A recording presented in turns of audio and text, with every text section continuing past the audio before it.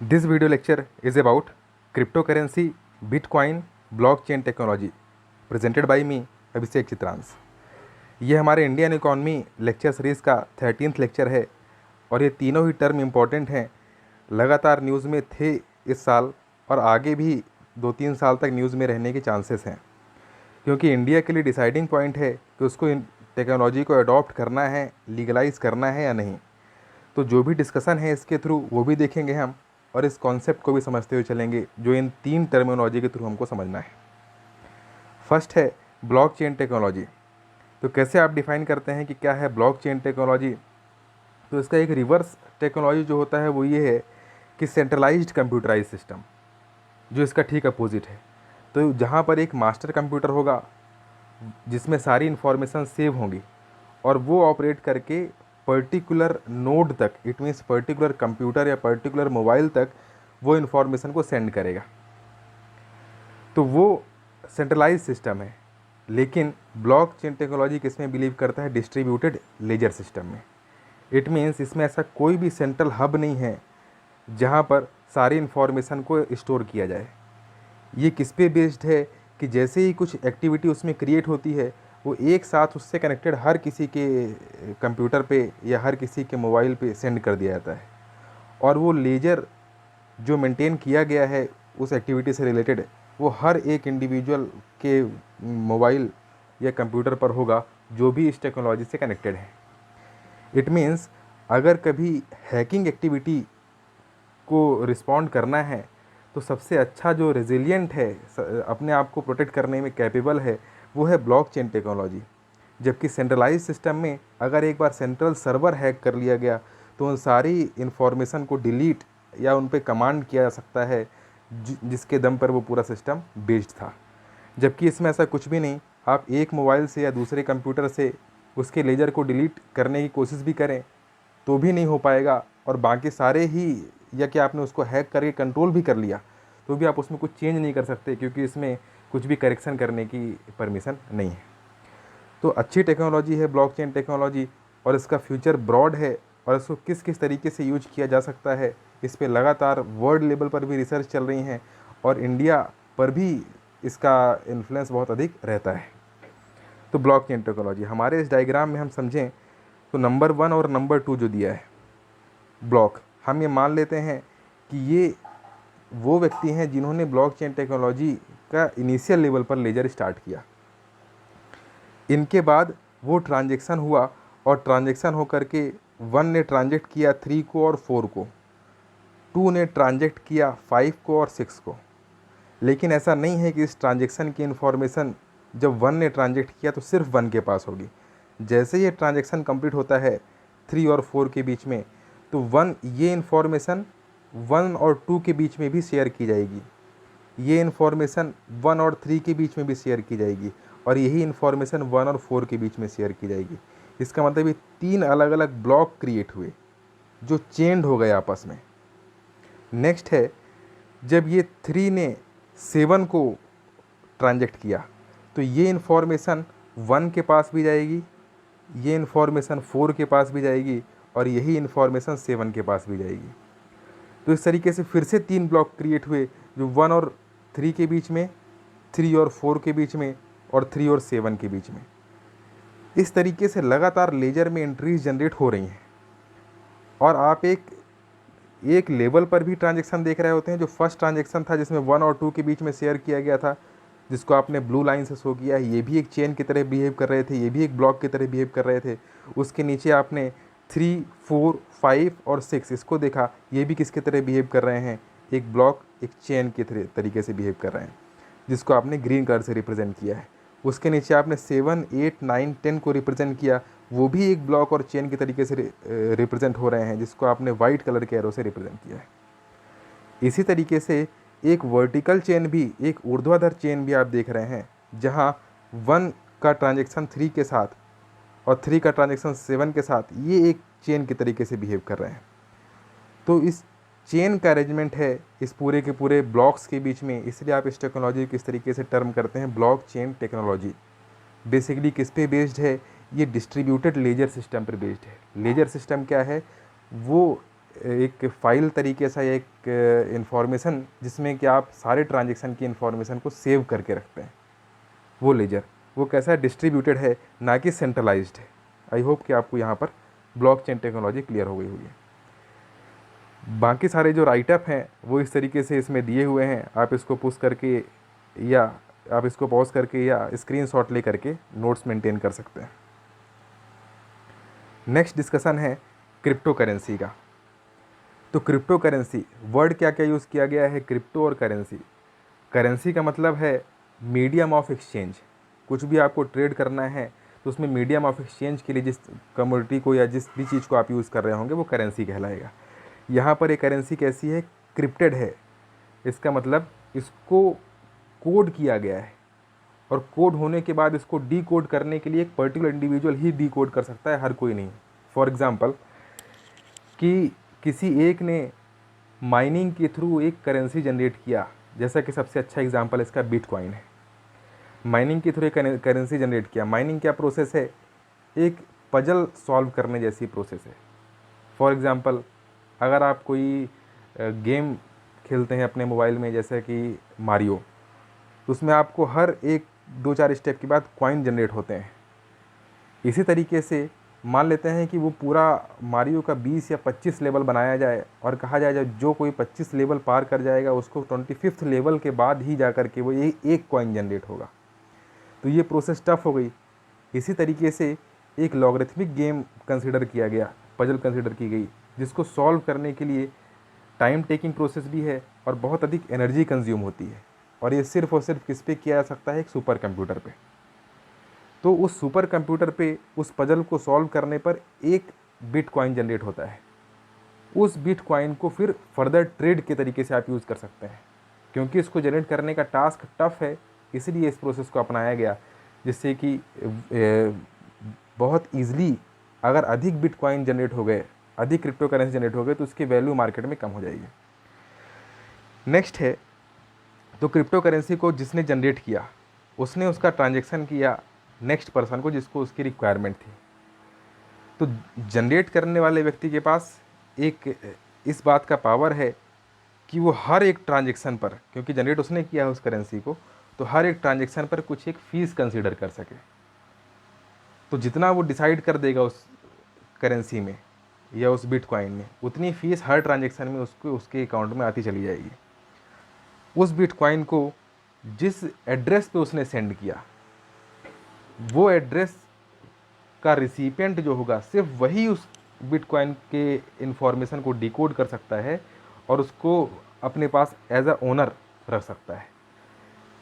फिर वो जब ट्रांजेक्ट करेगा थर्ड पर्सन को, तो फिर वो बिटकॉइन का एड्रेस पुट करेगा उस थर्ड पर्सन के नाम का जिसको वो बिटकॉइन सेंड करना चाह रहा है।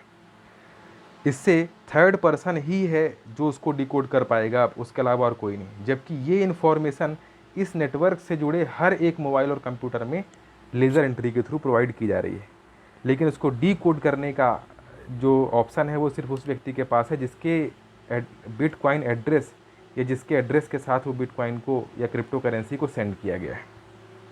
इसीलिए इसका नाम आपने क्या रखा, क्रिप्टो करेंसी, कि इसको डीक्रिप्ट करना पड़ता है तब जा कर के आप इसको यूज़ कर पा रहे होते हैं। नेक्स्ट है,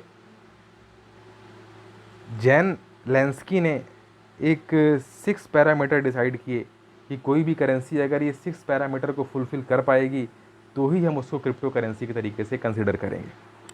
उसमें पहला पैरामीटर क्या है, एब्सेंस ऑफ सेंट्रल अथॉरिटी। इसको इशू करने वाला कोई सेंट्रल अथॉरिटी नहीं होगा। इट मीन्स ना ही कोई बैंक, ना कोई गवर्नमेंट। ये कोई भी ऐसा व्यक्ति इशू कर सकता है जो उस पज़ल को सॉल्व कर सके, उस सिस्टम के सॉफ्टवेयर को यूज़ कर सके जिसके थ्रू वो बिटकॉइन जनरेट कर सकता है। तो बिटकॉइन जनरेट करने का यही प्रोसेस कहलाएगा माइनिंग। सेकंड क्या है, systems overview on currency ownership. इसमें करेंसी की ओनरशिप में किसी इंडिविजुअल की ओनरशिप नहीं होगी। कोई इंडिविजुअल नहीं कंट्रोल करेगा, ना ही कोई स्टेट कंट्रोल करेगा, ना ही कोई बैंक कंट्रोल करेगा। इसकी ओनरशिप कंट्रोल करने का पावर सिर्फ किसको है, उस सिस्टम को है जो ब्लॉकचेन टेक्नोलॉजी के थ्रू जनरेट किया गया है। ब्लॉकचेन टेक्नोलॉजी से ही पता चलेगा कि वो क्रिप्टो करेंसी का ओनर इस समय कौन है। और जब वो ट्रांजेक्ट कर देगा अपने पास से किसी और के नाम पे तो उसका ओनरशिप चेंज हो जाएगा। तो ये पावर सिर्फ किसके पास है, उस सिस्टम के पास है जिसके थ्रू ये क्रिप्टो करेंसी जनरेट हो रही है। थर्ड दिया है system decides on new currency, crypto currency. इसी सिस्टम के पास ये पावर होगा कि डिसाइड कर सके कि कोई न्यू क्रिप्टो करेंसी जनरेट करे या नहीं करे, और अगर करता है तो उसका ओनरशिप का राइट किसके पास होगा, ये सब डिसाइड करने वाला कौन होगा, यही सिस्टम। फोर्थ है एक्सक्लूसिव ओनरशिप। अगर एक क्रिप्टो करेंसी जनरेट हुई है, एक बिटकॉइन जनरेट हुआ है, तो उसकी ओनरशिप सिर्फ एक ही व्यक्ति के पास होगी जब तक कि वो उस ओनरशिप को किसी और को ट्रांसफ़र नहीं कर देता। एक साथ एक बिटकॉइन पर एक से अधिक लोगों की ओनरशिप नहीं हो सकती। ये फोर्थ पॉइंट है। फिफ्थ है ट्रांजेक्शन्स आर अलाउड। ऑब्वियस है, करेंसी तभी आप प्रूफ कर पाएंगे जब उसका ट्रांजेक्शन आप अलाउ करेंगे। तो अगर आप मारियो के थ्रू कॉइन जीत रहे हैं तो आप अपने फ्रेंड को उसको ट्रांसफ़र नहीं कर सकते, लेकिन अगर उसमें ट्रांसफ़र करने का पावर दे दी जाए कि आप उसको ट्रांसफ़र भी कर सकते हैं, तो इसका फिफ्थ पॉइंट फुलफिल हो जाएगा कि ट्रांजेक्शन उसमें अलाउड हो गया।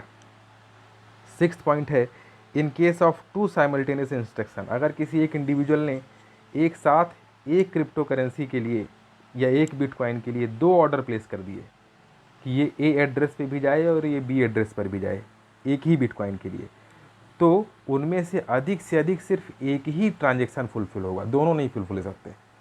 दोनों फुलफिल करना है तो उसको दो अलग अलग बिटकॉइन को ट्रांजेक्ट करना होगा।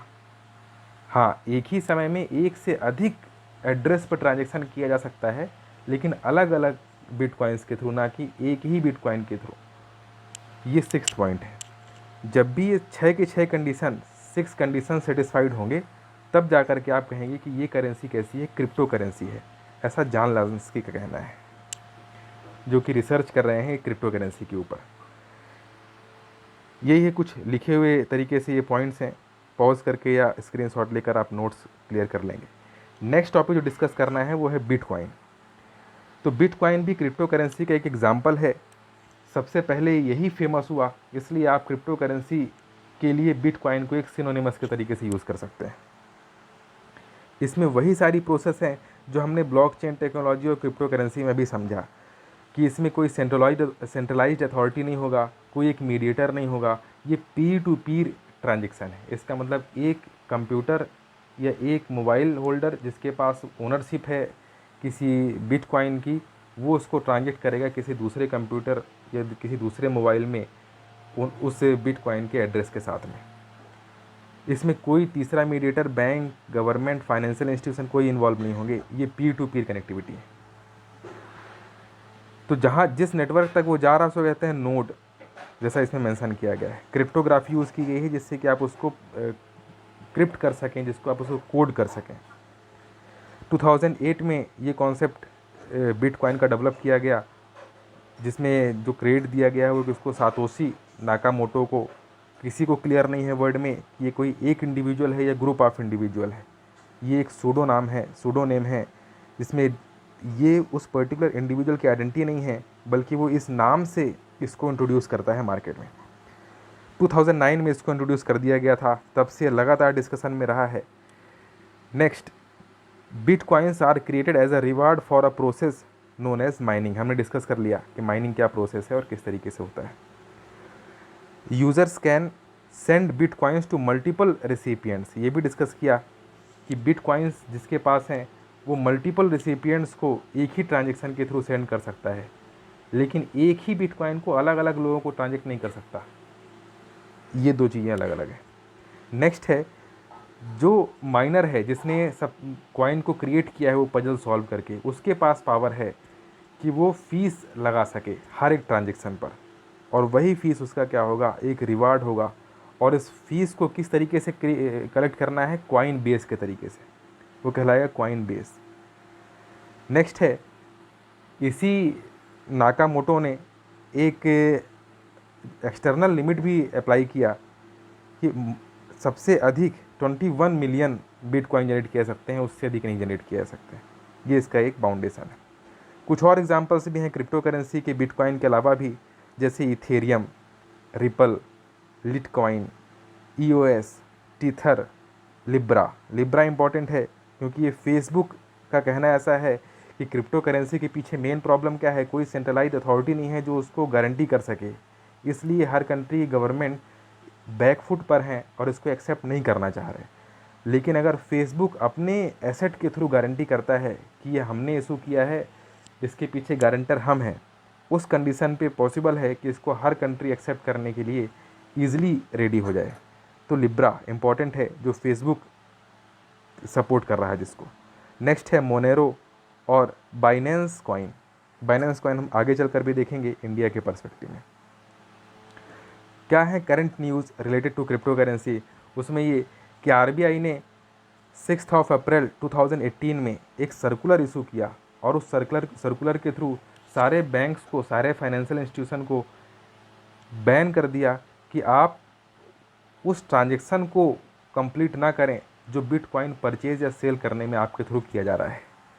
इट मीन्स अगर कोई एक इंडिविजुअल है, उसके बैंक अकाउंट में कुछ पैसे हैं, उस बैंक अकाउंट के पैसों के थ्रू वो बिटकॉइन परचेज़ करना चाहता है, तो बैंक का इंपॉर्टेंस है यहाँ पर जो इंटरमीडियरी के तरीके से इस ट्रांजेक्शन को कंप्लीट करवा रहा है। आरबीआई ने बैन किया कि आप इस ट्रांजेक्शन को नहीं कंप्लीट करा सकते, तो वो बैंक जब भी ऐसा ट्रांजेक्शन होना होगा कि बिटकॉइन का सेल या परचेज़ है, तो एज अ इंटरमीडियरी काम नहीं करेगा। इससे आरबीआई का मानना था कि जो बिटकॉइन की ट्रेडिंग है वो इंडिया में रोकी जा सकती है।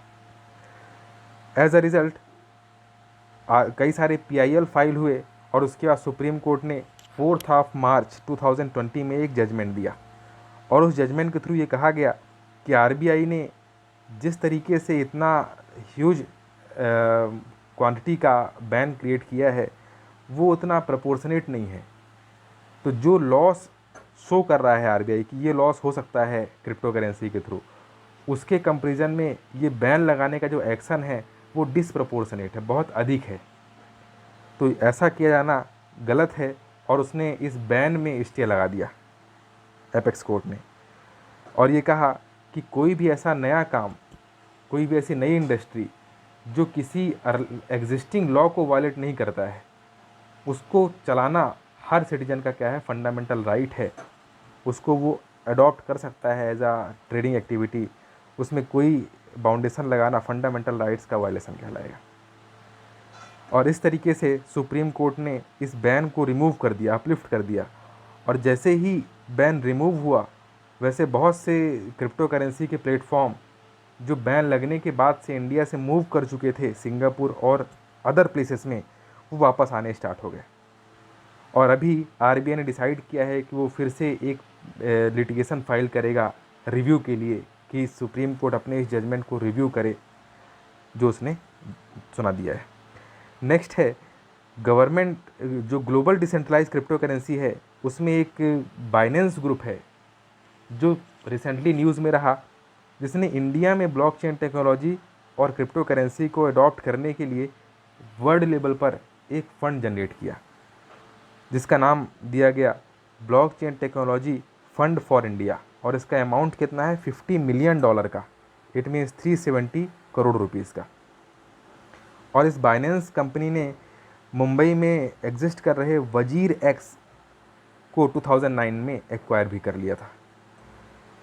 इसी के साथ साथ में टर्की का जो बैंक है एक बैंक, वो वर्ल्ड का पहला ऐसा बैंक है जिसने इस बाइनेंस ग्रुप को सपोर्ट करने का डिसाइड किया।